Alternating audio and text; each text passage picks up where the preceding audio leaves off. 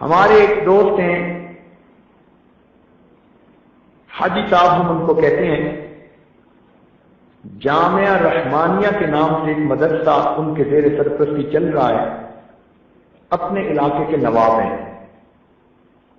یہ عاجز بخاری شریف کی افتتاح کے لیے یا آخری درس کے لیے وہاں حاضری دیتا رہتا ہے۔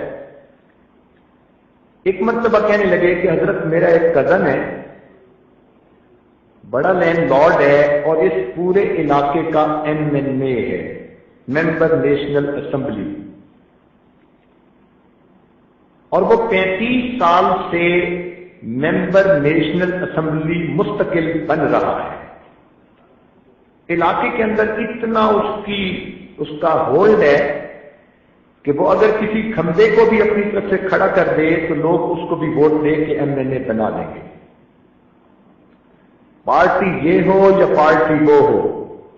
وہ اکیلا کھڑا ہوتا ہے، آزاد، اور ہر دفعہ MNA بن جاتا ہے، اس کے مقابلے پہ کوئی کھڑا بھی نہیں ہوتا۔ عوام اتنا اس کے ساتھ اٹیچ ہے۔ بنیادی وجہ کہ وہ اربوں پتی انسان ہے۔ یہ پورا شہر جو آباد ہوا یہ ان کی زمین ملکیت تھی، انہوں نے بیچی، لوگوں نے خریدی۔ اب پورے شہر کی زمین جس نے بیچی ہو تو اس کے ایسٹ کتنے ہوں گے؟ کہنے لگا کہ مگر ذاتی طور پر وہ بڑا بگڑا ہوا ہے۔ جوانی میں اس کے والد نے اس کو UK تعلیم کے لیے بھیج دیا اور وہاں جا کے وہ بالکل ویسٹرنائزڈ ہو گیا، اور جب وہ یہاں واپس آیا تو وہاں کے ماحول کو وہ یہاں خود لے کے آیا۔ دین سے اس کو کوئی مت نہیں، گھر میں اس نے پینے پلانے کا سسٹم ابھی بھی رکھا ہوا ہے، اس کے پاس دن رات کے مہمان اب بھی آتے رہتے ہیں۔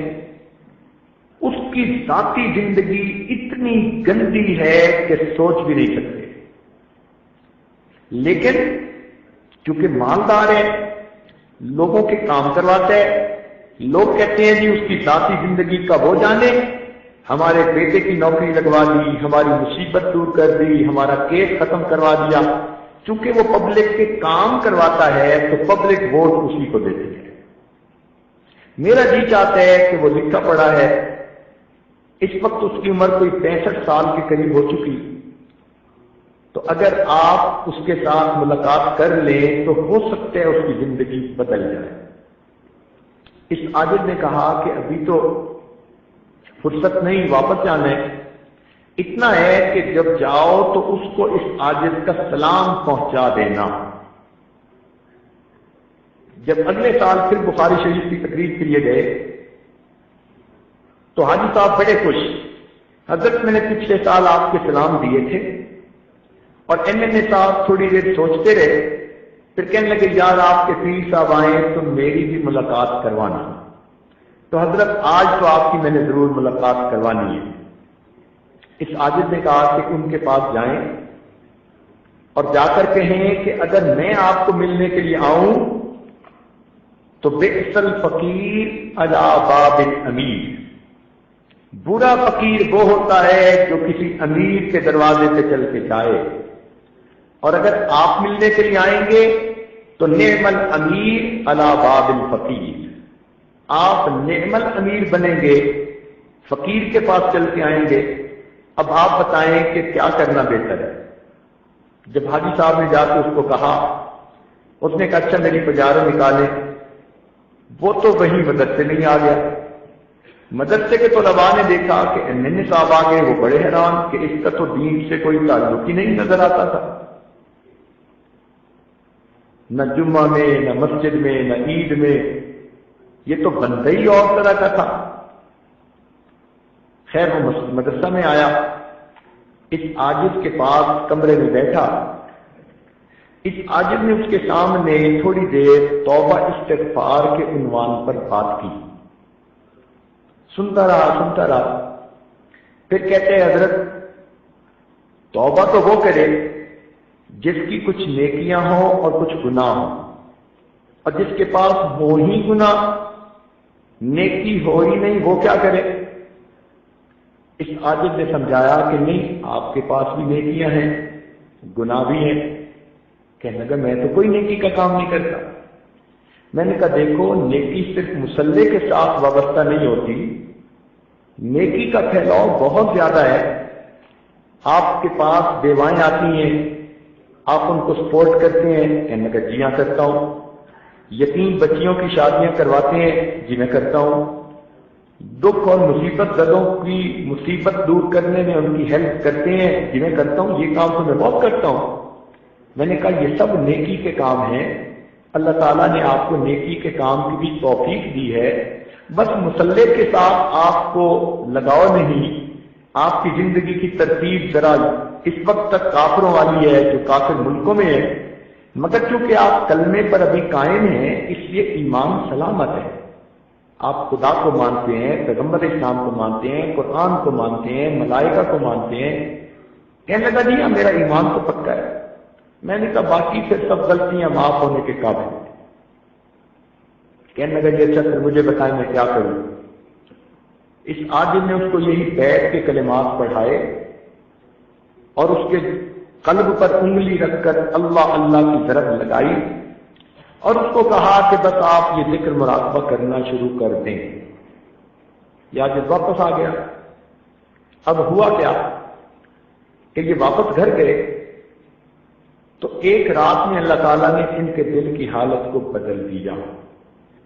اگلے دن یہ اٹھے اور اپنی بیوی کو کہنے لگے کہ گھر میں جتنی شراب کی بوتلیں پڑی ہیں سب توڑ دو اور شراب کٹر کے اندر بہا دو۔ بیوی حیران کہ یہ کیسا نصیب والا دن چڑھا کہ میرا میاں آج شراب سے توبہ کر رہا ہے۔ پھر اس نے اپنی بیوی کو کہا کہ یہ جتنی ماڈل گرل قسم کی لڑکیاں آتی ہیں ان کو کہو کہ آج کے بعد میرے گھر کے دروازے ان کے لیے بند ہیں۔ وہ بیوی سوچنے لگی کہ میں تو دنیا میں آ گئی، میرے سامنے سب کچھ ہوتا تھا، میں بول نہیں سکتی تھی، آج میرا میاں ہر ایک سے توبہ کر رہا ہے۔ چنانچہ اس نے وہ جو 8-10 ماڈل قسم کی تھیں ان میں سے ہر ایک کو 10-10 لاکھ روپے دے کر ان کو کہا کہ جاؤ اپنا گھر خریدو، اپنا گھر بساؤ، آج کے بعد اس گھر میں تم نے نہیں آنا۔ ان سے بھی اس نے جان چھڑوا دی۔ اب تیسرے دن بیوی کے ساتھ بیٹھا ٹی وی پہ خبریں دیکھ رہا تھا تو ٹی وی پہ خبر لگی کہ حج پروازیں شروع ہو چکی ہیں اور حاجی لوگ جا رہے ہیں۔ اپنی بیوی سے کہتا ہے میری زندگی کے 65 سال گزر گئے، میں درجنوں مرتبہ یورپ امریکہ کا چکر لگا کے آیا مگر آج تک مجھے مکہ مدینہ دیکھنے کی توفیق نہیں ہوئی۔ میرا دل کرتا ہے میں بھی حج کروں۔ بیوی نے کہا کہ آپ تو ابھی جا سکتے ہیں، اس میں کیا رکاوٹ ہے؟ وہیں بیٹھے اس نے منسٹر آف ریلیجس افیئرز کو فون کیا کہ میں جانا چاہتا ہوں۔ اس نے کہا جناب آپ 35 سال سے MNA ہیں، آپ ابھی آئیں تو ہم آپ کو ایز اے اسپیشل گیسٹ ابھی بھیج دیں گے۔ چنانچہ اس نے اپنا سامان بنایا اور نیکسٹ ڈے اپنے شہر سے اسلام آباد پہنچا۔ انہوں نے حاجیوں کے ایک گروپ کا اسے امیر بھی بنا دیا اور اس کو روانہ کر دیا۔ اللہ تعالیٰ کی شان دیکھیے، حج کے سفر میں اللہ نے اس کی زندگی بدل دی۔ لوگ کہتے تھے کہ اس نے وہاں حاجیوں کی اتنی خدمت کی کہ پتہ ہی نہیں چلتا تھا یہ کوئی نواب ہے یا کسی کا زر خرید غلام ہے۔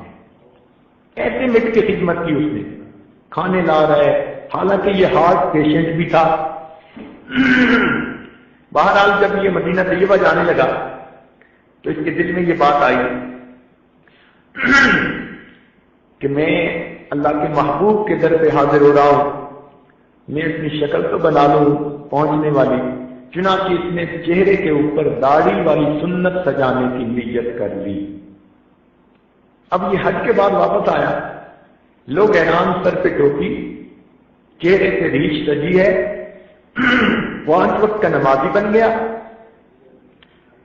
اب شہر کے علماء کو پتہ چلا تو سب علماء نے مل کے مشورہ کیا کہ پہلے تو ہماری عزت بنتی نہیں تھی، اب یہ نیک بن گیا، اب ہمارا حق بنتا ہے کہ ہم چل کے جائیں اور ان کو جا کر مبارکباد دیں۔ چنانچہ شہر کے 30-35 علماء ان کی ملاقات کے لیے گئے۔ یہ عصر کی نماز پڑھ کے فارغ ہوئے، اتنے میں باہر بیل ہوئی۔ نوکر سے کہا کہ دیکھو کون ہے؟ اس نے کہا جی علماء ملنے کے لیے آئے ہیں۔ چنانچہ اپنے ڈرائنگ روم میں آیا، سب علماء سے گلے ملا اور مل کے کہتے ہیں جی آپ بیٹھیں، میں آپ کے لیے زمزم کھجوریں لاتا ہوں، پھر میں آپ کو حج کی کارگزاری سناؤں گا۔ علماء بیٹھ کے گھر آیا، بیوی کو کہا کہ اتنے علماء ہیں، ان کے لیے زمزم کھجوریں دے دو۔ اس نے کہا بہت اچھا۔